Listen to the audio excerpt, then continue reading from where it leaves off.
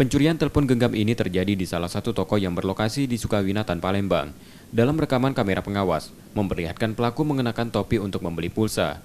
Ia kemudian berpura-pura meminjam telepon genggam milik penjaga toko untuk memeriksa transaksi pulsa yang gagal. Lalu pelaku juga meminjam telepon genggam milik korban lainnya untuk memfoto bukti transaksi.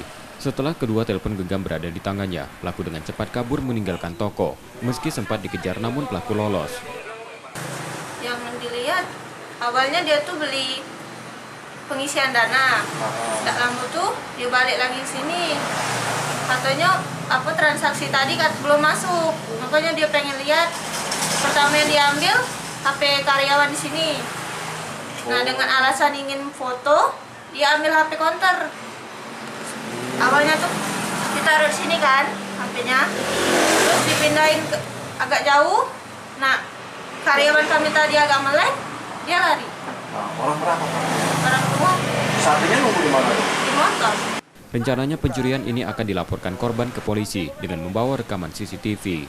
Rezky Oktora, Muklas Diferensial, Kompas TV, Palembang, Sumatera Selatan.